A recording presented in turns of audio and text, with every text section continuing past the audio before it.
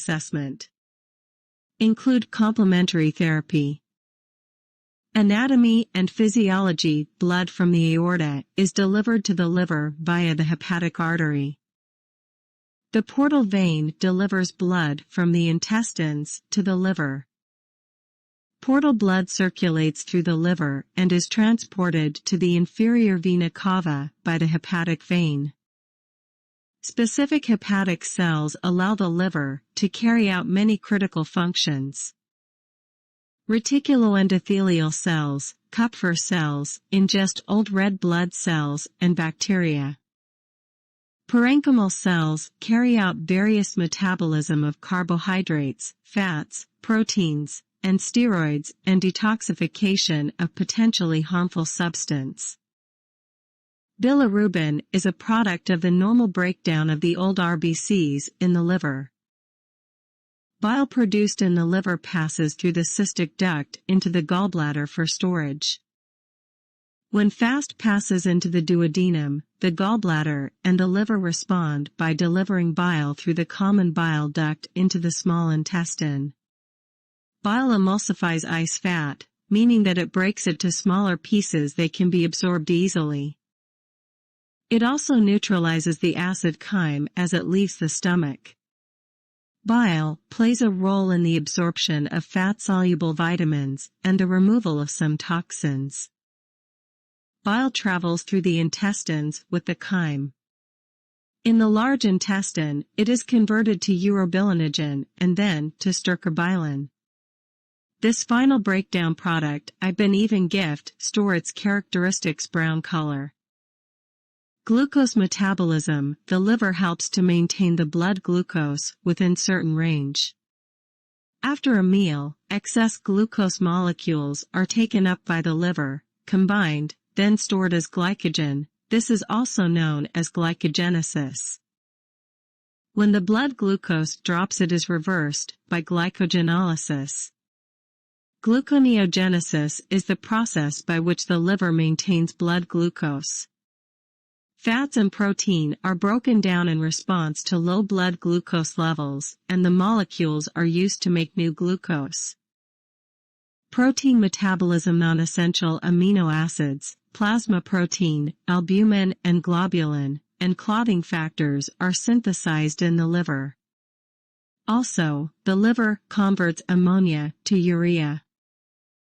Lipid metabolism. The liver synthesizes fats from glucose, pyruvic acid, acetic acid, and amino acids.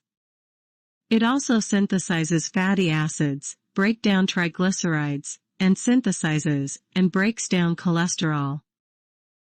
Blood coagulation. Two essential elements for clotting are prothrombin and fibrinogen, which is synthesized in the liver.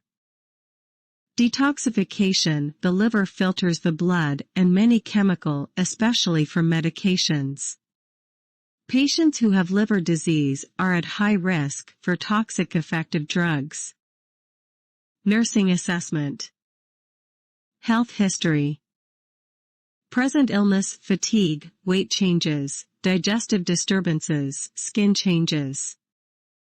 Past medical history. Previous liver disease, hepatitis B immunization, recent and current medications taken.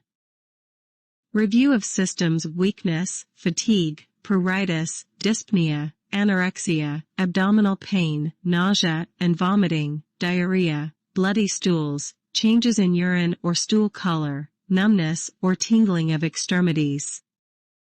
Functional assessment. Diet, alcohol intake, occupation, exposure to toxins, stress, coping strategies, interpersonal relationships. Physical examination. Vital signs. Hypertension, tachypnea. Height and weight. Skin dryness, scratches, jaundice, bruises.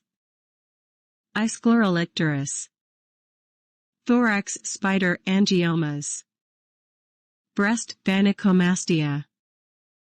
Abdomen distension, prominent veins, girth, liver enlargement. Discuss diagnostic test and procedures. Show videos of the various tests. Lab studies. Serum bilirubin. ALP. Point. Serum enzymes. Serum protein. Imaging studies. Computed tomography, CT. CT scan is an X-ray that makes detailed images of your body to allow areas of the body to be observed. The patient lies still on a stretcher while a donut-shaped machine moves around him, her. It can create a cross-section image of the liver and other organs to reveal abnormalities. To allow these images to be seen better, contrast dye may be used. Cholangiography. This procedure provides images of hepatic and biliary ducts through various procedures. The scan can show and locate obstructions present in any of the ducts. It may be done intravenously, surgically, percutaneously, or by means of a T-tube, tube inserted into the common bile duct. Portal venography and hepatic arteriography. The portal venogram provides imaging information of the collateral circulations of the portal venous system. A hepatic arteriography provides an X-ray study of the blood vessels supplying the liver.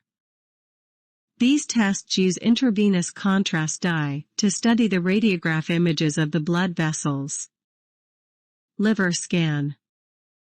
This is a test done to assess the liver and see how well it's working. It may also assess the presence of masses in the area. A radioactive substance is given intravenously, where it accumulates in the liver. Several images are taken in various positions. Tissue examination. Liver biopsy. This is the removal of a small specimen of liver tissue for examination. It is performed in one of two ways. Needle biopsy. Open biopsy. Primary complications with liver biopsies are hemorrhage and pneumothorax. Discuss hepatitis, nursing care and patient teaching. Hepatitis. Pathophysiology. Inflammation of the liver. Many patients have uneventful recoveries, others develop chronic conditions that eventually can lead to liver failure and death. Local and systemic effects. Locally, the inflammatory process causes the liver to swell. If swelling is severe, two important effects occur. First, the bile channels are compressed, damaging the cells that produce bile. This results in an elevation in serum bilirubin and jaundice. Second, blood flow through the liver is impaired, causing pressure to rise in the portal circulation. Systemic effects are related to altered metabolic functions normally performed by the liver and to the infectious response in viral hepatitis. Systemic signs and symptoms of hepatitis include rash, angioedema, arthritis, fever, and malaise. Types. Classified as infectious or non-infectious. Viruses known to cause infectious are A, B, C, D, and E. Other viruses that may cause HEP include G and GB. Non-infectious HEP is caused by exposure to toxic chemicals, including drugs. Hep A. Infectious HEP and epidemic HEP. Caused by Hep A virus, HAV, which is transmitted by water, food, or medical equipment contaminated with infected fecal matter. Most common type of viral HEP. Rarely fatal, and infected persons don't become asymptomatic carriers. Hep B. Caused by Hep B, HBV, which is transmitted through intimate contact with carriers and contact with contaminated blood and medical equipment. Current screening procedures make it highly unlikely that it will be transmitted in a blood transfusion. Can be transmitted from infected mother to baby. Chronic hepatitis can be carried. It increases the risk of cirrhosis, liver failure, and liver cancer. Vaccination decreases incidence of Hep B. Hep C. Transmitted by contact with contaminated blood or medical equipment or by contact with infected body fluids. Can be transmitted from infected mother to baby, but it is rare. Some recover completely from acute Hep C, but most develop chronic infections and become carriers. Many of these people end up with cirrhosis or cancer of the liver. Hep D. Caused by a virus called delta agent, which is a defective RNA virus that can survive only in the company of HBV. Transmitted percutaneously with or following HBV infection. Presence of Hep D greatly increases risk that patient will progress to chronic Hep and possible liver failure. Hep E. Similar to Hep A and is most commonly transmitted via water or food contaminated with infected fecal matter. Rare in the U.S., except among people who have traveled to developing countries where the virus is more common. No long-term, chronic form of Hep E infection exists. Hep G. Identified in some blood donors and can be transmitted by blood transfusion. HGV appears to exist only with other viral infections, but does not appear to cause chronic Hep by itself. Non-infectious Hep. Cause is not always identifiable, but it can be the result of exposure to toxins such as mercury and arsenic and drugs such as alcohol and acetaminophen. Key features. Hep A. Caused by HAV. Transmission route. Fecal-oral route, often via contaminated water or food. Infected food handler, poor sanitation. Incubation period of 15 to 50 days. Prevention. Wash hands after toileting. Use clean water and food supplies.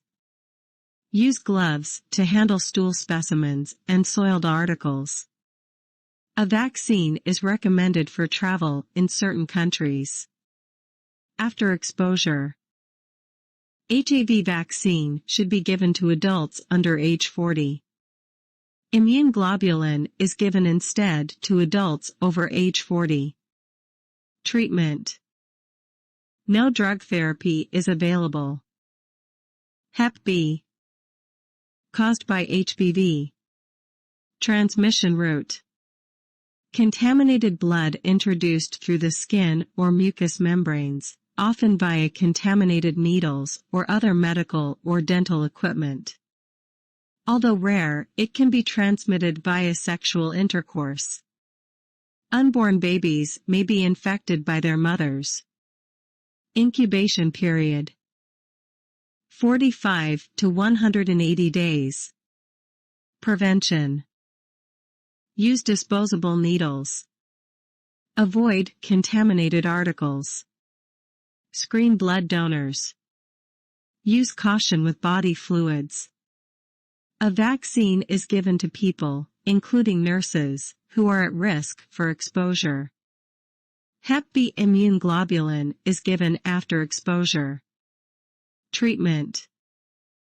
Acute Hep B has no drugs available and is treated with rest, good nutrition and hydration, and avoidance of alcohol.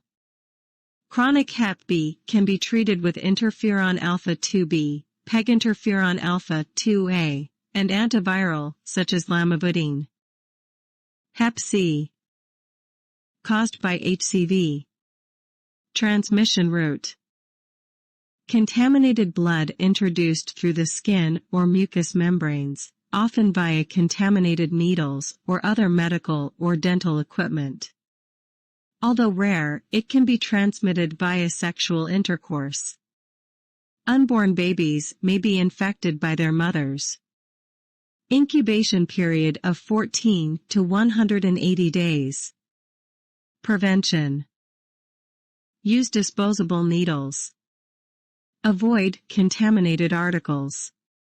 Screen blood donors. Avoid risky sexual practices with people who may have Hep C. Do not share personal items such as razors. Use caution with body fluids. No vaccine is available. Treatment. PEG interferon, ribavirin, and either boceprevir or tenofovir. Side effects of interferon include flu-like symptoms, hair loss, low blood count, depression, and thinking difficulties. Success varies with the genotype of HCV. Hep D. Caused by HDV delta agent. Transmission route. Contaminated blood or equipment or sexual contact. Can cause infection only when HBV is present. Incubation period of 2 to 26 weeks. Prevention. Hep B vaccine is given. Hep D cannot infect unless Hep B is present. Treatment. Pegylated interferon. Hep E. Caused by HEV. Transmission route. Fecal-oral route, often via contaminated water or food. Incubation period of 15 to 64 days. Prevention. Wash hands after toileting. Use clean water and food supplies. Use gloves to handle stool specimens and soiled articles. A vaccine has been developed, but is not available for general use. For prevention, IG can be given before or within 48 hours after exposure. Treatment. Usually resolves in several weeks to months without treatment. Signs and symptoms. Regardless of cause, they are similar. Differences occur in the number and severity of the symptoms from one person to the next. Many patients have no symptoms at all. There are 3 phases for those who are symptomatic. Preicteric phase. Common findings. Malaise, severe headache, right upper quadrant abdominal pain, anorexia, nausea, vomiting, fever, arthralgia, rash, enlarged lymph nodes, urticaria, and enlargement and tenderness of the liver. Lasts 1 to 21 days and is the period when the patient is most infectious. Icteric phase. Common findings. Jaundice, light or clay-colored stools, and dark urine typical of impaired bile production and secretion. Those who don't develop jaundice have anicteric hep. Accumulation of bile salts under skin may cause pruritus. GI symptoms persist. Lasts 2 to 4 weeks. Posticteric phase. Common findings. Fatigue, malaise, and liver enlargement. Persist for several months. Complications. Most people fully recover from Hep A or B, but some residual damage and complications can occur. Some patients with Hep B or C become carriers. About 1/4 of those who become carriers will have chronic active hepatitis, which can lead to cirrhosis. Carriers are at an increased risk for liver cancer. People who have hepatitis cannot donate blood because of the risk of transmitting the disease to a recipient. Complications include chronic hepatitis, fulminant hepatitis, cirrhosis of liver, and liver cancer. Chronic hepatitis. Prolonged recovery with continuing fatigue and liver enlargement that eventually resolves. Signs and symptoms persist for more than 6 months. Liver damage continues and may lead to cirrhosis. If necrosis of damaged cells occurs without regeneration, fulminant hepatitis results. Severe liver failure may follow and is often fatal unless a liver transplant is done. Medical diagnosis. Based on presence of viral antigens and antibodies specific to each type of hepatitis. Effects of infection on liver may cause liver function tests to be abnormal. Typical findings consistent with hepatitis include elevated levels of serum enzymes, AST, ALT, GGT, serum and urinary bilirubin, and urinary urobilinogen. PT may be prolonged. Albumin may be normal or low, and gamma globulin may be normal or high. Liver biopsy may be done to evaluate harm caused by chronic hepatitis B or C. Medical treatment. No cure exists, so treatment is designed to promote healing and to manage symptoms. Chronic hepatitis B is treated with a course of an alpha interferon and a combination of antiviral drugs. Most effective treatment for hepatitis C at this time uses peginterferon alpha 2A, ribavirin, and a protease inhibitor, bospivir or telaprevir. Relapse if common after the drugs are stopped. Physician usually orders antipyretics for fever and antiemetics for nausea. Selection of drugs is important because hepatotoxic drugs should not be given. Suggested antiemetics are dimenhydrinate, dramamine, and trimethylbenzamide, Tigan. Phenothiazines are contraindicated. If sedative needed, chloral hydrate or diphenhydramine, Benadryl, is recommended. Corticosteroids, although controversial, may be ordered if patient is very ill or if fulminant hepatitis is suspected. Prescribed diet is usually high-calorie, high-carbohydrate, moderate to high protein, and moderate to low-fat with supplementary vitamins, depending on disease severity. Recommended activity depends on patient signs and symptoms and liver function tests. Bed rest may be ordered during the icteric phase, but practices vary. Pharmacology capsule. Hepatotoxic drugs are contraindicated for patient with hepatitis because they can cause further damage to liver cells. Prevention. Vaccines are available to immunize people against Hep A and B. At this time, no vaccine is available to prevent other types of hepatitis, although a hepatitis E vaccine is being studied. All care providers can reduce their risk of exposure by strict adherence to standard precautions.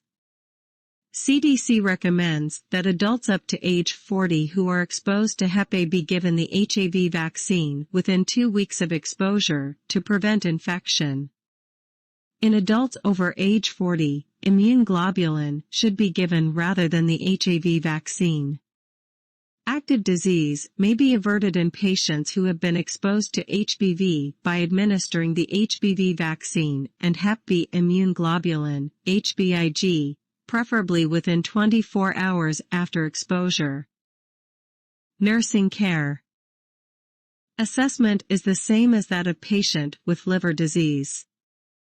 When taking a health history of person with hepatitis, essential data include information about general health state, drug and alcohol use, chemical exposure, dietary habits, blood transfusions, recent travel, GI disturbances, and changes in skin, urine, or stools. Ongoing physical assessment includes vital signs, inspection of skin, weight changes, and mental status. Interventions. Activity intolerance and impaired physical mobility. Most patients with acute viral hepatitis are treated at home, so instructions about activity limitations are needed. The extent of activity limitation depends on the severity of symptoms. While patient is symptomatic, bed rest may be advised. Explain that rest allows liver to heal by regenerating new cells to replace those damaged by hepatitis. Plan care activities to permit times when patient is not disturbed. Offer diversions such as reading or TV to combat boredom. Unless patient has severe complications, complete bed rest is usually not necessary. If complete bed rest is ordered, patient is at risk for complications of immobility. Inspect skin for early signs of pressure. If patient is unable to turn independently, assist with turning at least every 2 hours. Moisturizing lotions protect skin and can help to relieve itching associated with jaundice. Teach patient to cough and deep breathe every 2 hours to reduce risk of pneumonia. Gentle exercise of the legs promotes circulation and discourages formation of thrombi. Discourage crossing of legs. Inactivity tends to lead to constipation and may cause urinary stasis. Therefore, record bowel movements and urine output and describe any abnormal characteristics of stool and urine. Imbalanced nutrition, less than body requirements. Good nutrition is essential to decrease demands on liver. Specific dietary orders depend on extent of liver dysfunction. With uncomplicated hepatitis, protein requirements are the same or slightly higher than that for healthy adults. Fat intake may be restricted. Provide written info about dietary needs to the home caregiver. Anorexia is a common symptom of hepatitis. Measures to manage it include small, frequent meals, a pleasant eating environment, frequent oral hygiene, and explanations of the need for a balanced diet. Occasionally, a feeding tube is inserted to increase nutritional intake. Nausea and vomiting also can contribute to nutritional deficits and fluid and electrolyte imbalances. Best results are usually obtained by administering an antiemetic as soon as nausea is reported. A cool, damp cloth applied to the face and neck is sometimes helpful. When the patient vomits, note amount and contents of vomitus as well as any visible or occult blood. Measure emesis and record the volume as output. Remove soiled clothing, linens, and basins promptly and handle them according to agency infection control guidelines. Deficient fluid volume. Patient with hepatitis needs to maintain a fluid intake of 2,500 to 3,000 ml/day unless contraindicated. If patient is hospitalized, maintain INO records. If patient's fluid intake is low or if vomiting is present, also monitor for dehydration. Signs of dehydration include dry mucous membranes, tachycardia, concentrated urine, and confusion. Patients who are at risk for dehydration may receive 4 fluids as prescribed. Patients with liver disease are also at risk for fluid volume excess. Signs of fluid retention include edema, increasing abdominal girth, and rising BP. Risk for impaired skin integrity. Pruritus is an annoying symptom. Patients naturally respond by scratching, which may cause breaks in the skin. Nursing measures are designed to reduce dryness and irritation. Patient should bathe in tepid water and pat dry. Mild soap may be used unless it seems to increase symptoms. Lubricating lotions or topical antipruritics may be applied. Use light strokes in direction of the heart. Select older, soft sheets. You can suggest that the patient gently pat the skin instead of scratching to reduce the itching sensation. If patient is confused, trim fingernails as agency policy permits. Mittens may be needed to prevent skin injury. If conservative measures are not effective, consult physician about ordering an antihistamine. Disturbed body image. Patient may be self-conscious about their appearance because of jaundice. Demonstrate acceptance of the patient and explain that the skin color usually returns to normal in 2 to 4 weeks. Anxiety. Diagnostic tests and procedures and possible hospitalization can provoke anxiety in the patient with hepatitis. Patient also may be fearful about the expected course of the disease and the risk of complications. Encourage questions and find out what patient wants to know. Explain what to expect to reduce the fear of the unknown. Explore how patients usually deal with stress and help them to identify coping strategies. If patient has a history of drug or alcohol abuse, provide information about support groups such as Alcoholics Anonymous and Narcotics Anonymous. Deficient knowledge. It's particularly important for patient with chronic hepatitis to learn how to live with the disease. Good nutrition, exercise, adequate sleep, and avoidance of illicit drugs and alcohol can slow the progression of the disease. Also, explain patient-specific treatment and importance of taking meds as prescribed. If patient is a sexually active female who is taking immune globulins or ribavirin, explain that these drugs can cause birth defects. Oral contraceptives may be ineffective, so condom, spermicidal jelly or foam, or a diaphragm also should be used. Staff protection. When patients are hospitalized, standard precautions are implemented.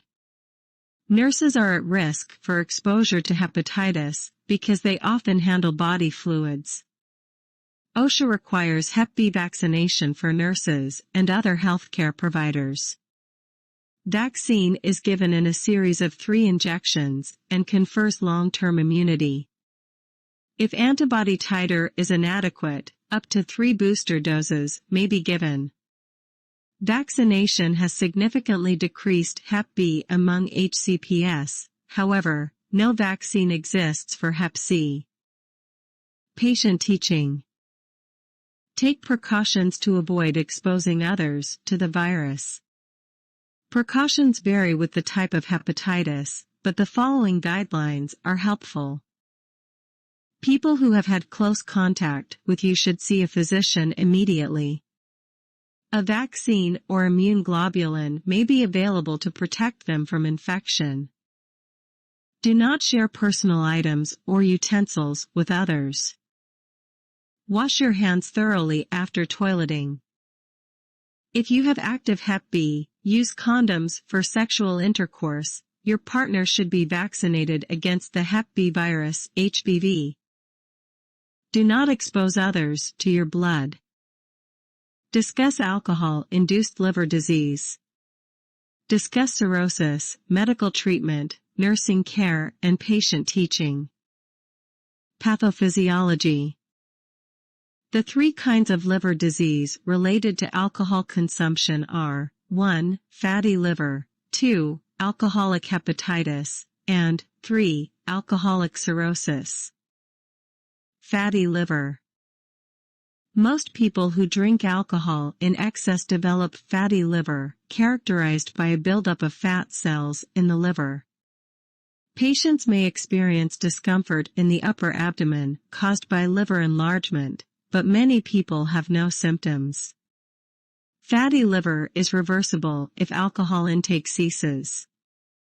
The accumulation of fat in the liver not associated with alcohol, hepatitis, or autoimmune disease is called non-alcoholic fatty liver disease, NAFLD.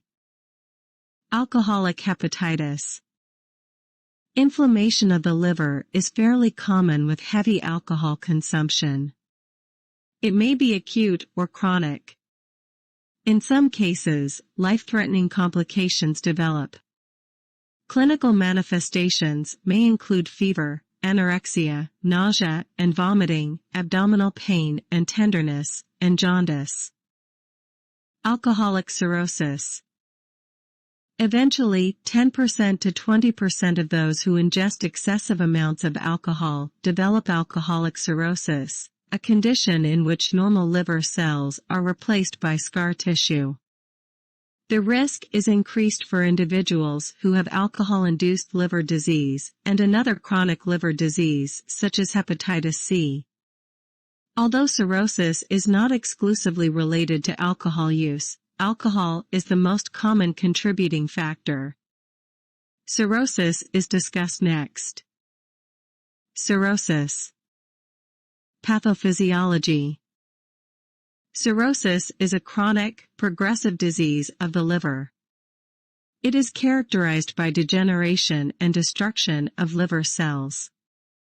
Fibrotic bands of connective tissue impair the flow of blood and lymph and distort the normal as cirrhosis progresses. Significant disruption of many physiologic processes occurs. The effects of liver disease include metabolic disturbances, blood abnormalities, fluid and electrolyte imbalances, decreased resistance to infection, accumulation of drugs and toxins, and obstruction of blood vessels and bile ducts in the liver. Cirrhosis is described as compensated or decompensated. Both types are characterized by fibrosis and nodules, but the presence of ascites, bleeding varices, encephalopathy, or jaundice defines decompensated cirrhosis. Incidence. The highest incidence of cirrhosis is in people between the ages of 40 and 60. It is the 12th leading cause of death in the United States. It is more common in men than in women. The pathology is most often related to alcohol-induced liver disease, as described previously, or chronic viral infection. Types of cirrhosis. Your major types of cirrhosis are classified based on PAWS. 1. Alcoholic cirrhosis. 2. Post-necrotic cirrhosis. 3. Biliary cirrhosis. And 4. Cardiac cirrhosis. Several other types occur infrequently. Alcoholic cirrhosis. This type of cirrhosis is caused by exposure to alcohol. The liver enlarges, becomes knobby, and then shrinks. Alcoholic cirrhosis is not reversible. Post-necrotic cirrhosis. Post-necrotic cirrhosis can be a complication of hepatitis in which massive liver cell necrosis occurs. Biliary cirrhosis. Biliary cirrhosis develops as a result of obstruction to bile flow. Cardiac cirrhosis. Cardiac cirrhosis follows severe right-sided heart failure. Venous congestion and hypoxia lead to necrosis of liver cells. Signs and symptoms. In the early stage, signs and symptoms of cirrhosis are usually subtle. The patient may report slight weight loss, unexplained fever, fatigue, and dull heaviness in the right upper quadrant of the abdomen. These symptoms are probably the result of inflammation and enlargement of the liver. The liver may be palpable below the right rib margin. As the disease progresses, impaired metabolism of carbohydrates, fats, and proteins causes GI disturbances such as anorexia, nausea, vomiting or constipation, flatulence, and dyspepsia, heartburn. Resistance to blood flow from the intestines to the liver causes circulation to become congested in the intestines, stomach, and esophagus. Elevated pressure in veins in the GL tract causes them to dilate and bulge. Dilated veins in the esophagus are called esophageal varices, and those in the rectum are called hemorrhoids. Prominent veins may be visible on the abdomen. Anemia, leukocytopenia, thrombocytopenia, and prothrombin deficiency are hematologic disorders associated with cirrhosis. As a result, patients tend to tire quickly and are more susceptible to infections. They bruise easily and may bleed excessively from minor trauma. Epistaxis, nosebleed, is common. Later signs and symptoms of cirrhosis reflect the liver's inability to perform normal functions. Jaundice develops because of elevated serum bilirubin levels. Two factors contribute to jaundice in the patient with cirrhosis. First, diseased liver cells may be unable to conjugate and excrete bilirubin. Second, structural changes in the liver prevent the normal flow of bile out of the liver. Another effect of impaired bilirubin excretion, as previously mentioned, is the deposition of bile salts under the skin that can cause intense pruritus. The diseased liver is unable to metabolize estrogen, testosterone, aldosterone, and adrenocortical hormones. Therefore, the patient exhibits signs and symptoms of hormone excesses. Testicular atrophy, impotence, and gynecomastia may be noted in men and amenorrhea may be noted in women. Palmar erythema and spider angiomas also are attributed to hormone excess. Excess aldosterone contributes to sodium and water retention. The failing liver is also unable to metabolize ammonia, a product of protein metabolism. Excess ammonia affects the central nervous system, CNS, leading to confusion and decreasing consciousness. Cirrhosis impairs the liver's ability to manufacture albumin. Albumin plays a critical role in creating the colloid osmotic pressure that retains water in the vascular compartment. With low serum albumin levels, water leaks from the capillaries, causing decreased blood volume and edema. Ascites is the accumulation of fluid in the peritoneal cavity. Peripheral neuropathy, characterized by tingling or numbness in the extremities, is common with cirrhosis. This is thought to be caused by dietary deficiencies of vitamin B, thiamine, and folic acid. Complications.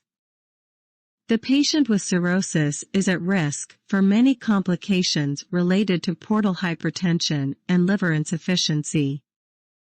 They include esophageal varices, ascites, hepatic encephalopathy, hepatorenal syndrome, HRS, and spontaneous bacterial peritonitis. Portal hypertension. The portal vein delivers blood from the intestines to the liver. Changes in the liver with cirrhosis obstruct the flow of incoming blood, causing blood to back up in the portal system. High portal pressure, or portal hypertension, causes collateral vessels to develop. Collateral vessels commonly form in the esophagus, the anterior abdominal wall, and the rectum. Esophageal varices. Distended, engorged vessels in the esophagus are called esophageal varices. They are fragile and bleed easily, with the potential for fatal hemorrhage. Circumstances that may trigger bleeding include irritation and increased intra-abdominal pressure. Sources of irritation are alcohol, coarse foods, and stomach acid. Intra-abdominal pressure is increased by vomiting, coughing, heavy lifting, and straining to defecate. Ascites. Ascites is an accumulation of fluid in the peritoneal cavity. Factors that contribute to the development of ascites with cirrhosis include portal hypertension, leaking of lymph fluid and albumin-rich fluid from the diseased liver, low serum albumin levels, increased aldosterone levels, and water retention. Hepatic encephalopathy. The failing liver is unable to detoxify ammonia, a breakdown product of protein metabolism. Excessive ammonia in the blood causes neurologic symptoms, including cognitive disturbances, declining level of consciousness, and changes in neuromuscular function. If the condition is not reversed, the patient lapses into unconsciousness, referred to as hepatic coma. Factors that may precipitate hepatic encephalopathy are infection, fluid and potassium depletion, GI bleeding, constipation, and some drugs. Hepatorenal syndrome. HRS is renal failure in the patient with cirrhosis that often follows excessive diuresis, paracentesis without albumin infusion, or GI hemorrhage. Vasodilation associated with portal hypertension triggers a physiologic response that constricts renal blood vessels. Spontaneous bacterial peritonitis. This infection is fairly common among patients with cirrhosis. While some patients have no symptoms, others have fever, jaundice, and abdominal pain. Medical diagnosis. When the patient's history and physical examination suggest cirrhosis, blood and urine tests, imaging procedures, and liver biopsy may be done to confirm or rule out the disease.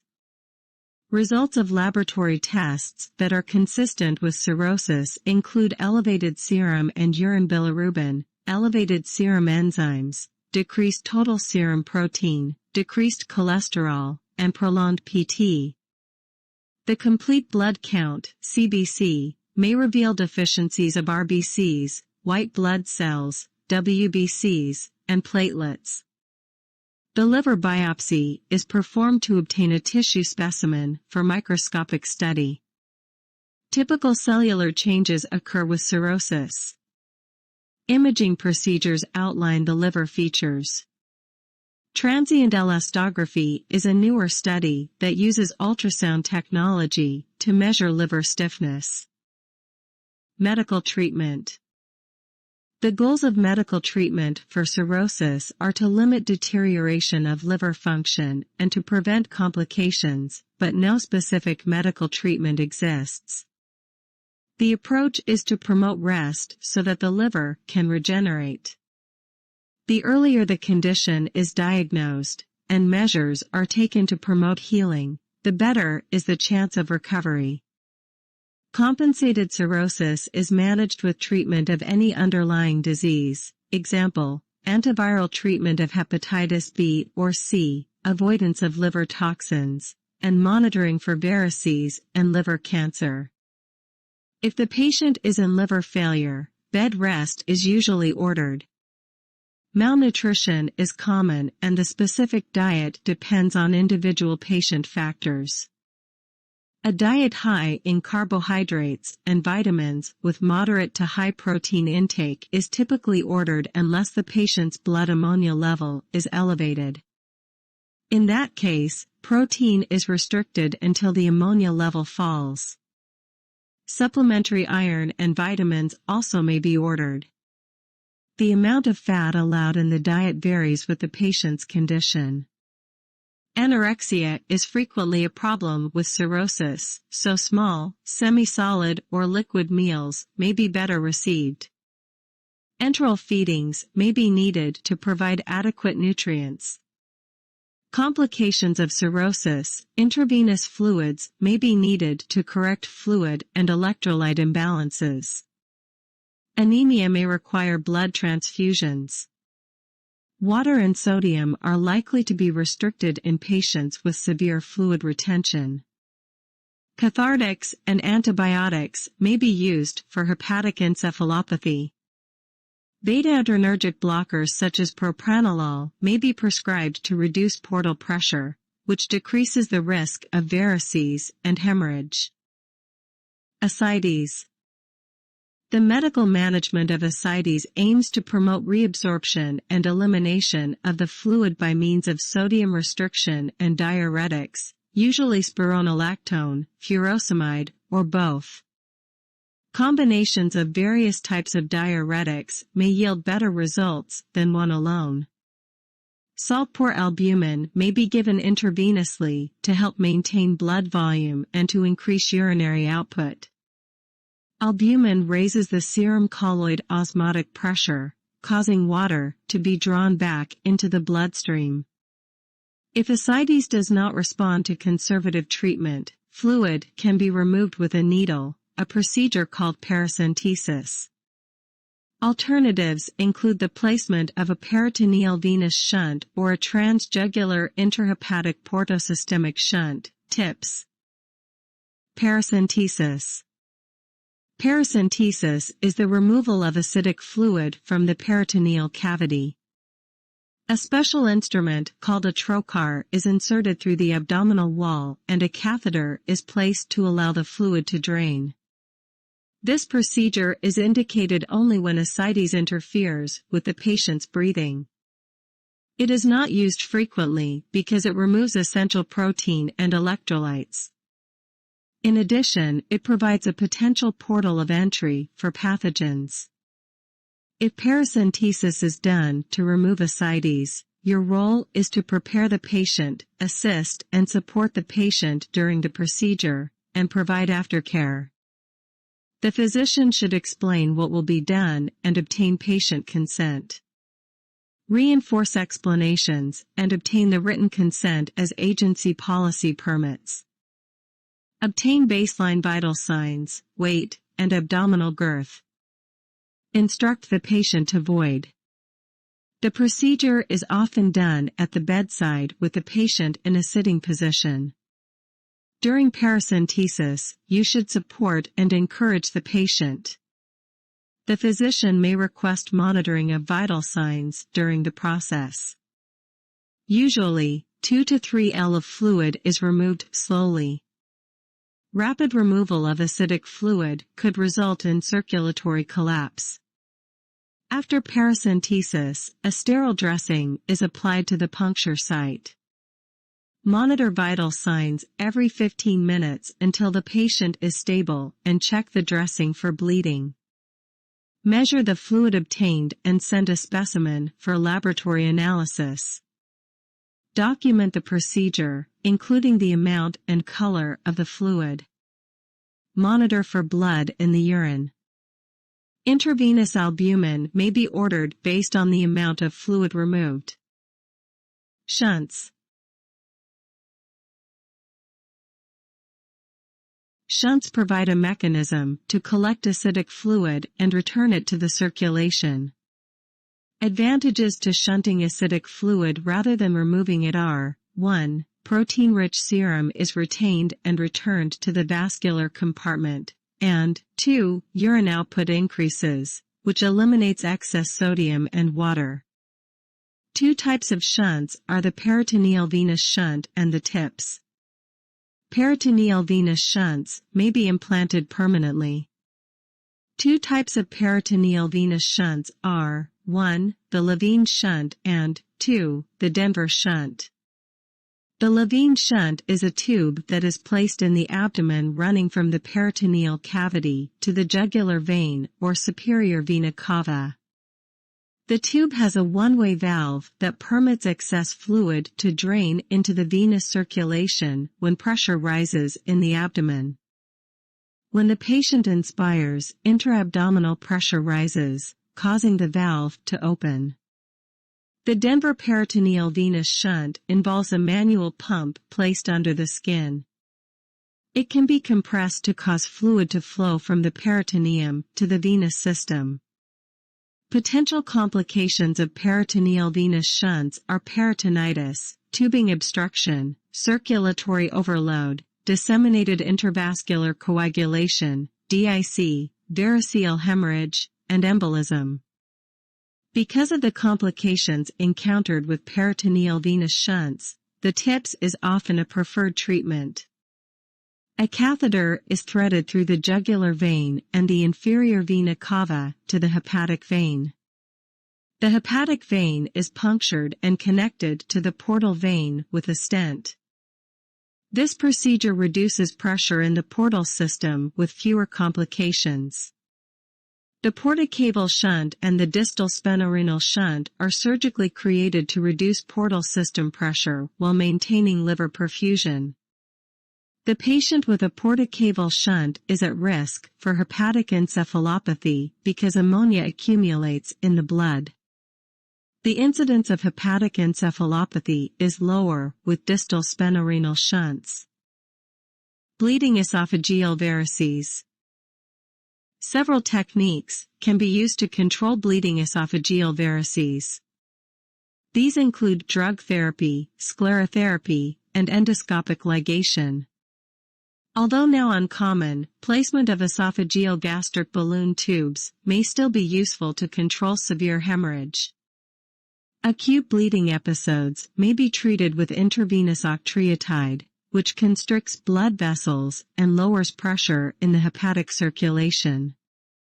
In addition to blood transfusions, vitamin K and proton pump inhibitors, PPIs, such as pantoprazole, Protonix, may be ordered. Lactulose may be administered to prevent the breakdown of blood in the intestines that would release ammonia, contributing to hepatic encephalopathy. Beta-adrenergic blockers may be used to reduce BE in the long-term management of patients after acute bleeding episodes. Surgical treatment of bleeding varices. In an emergency situation, the surgeon may ligate, i.e., tie off, bleeding varices directly through an endoscope.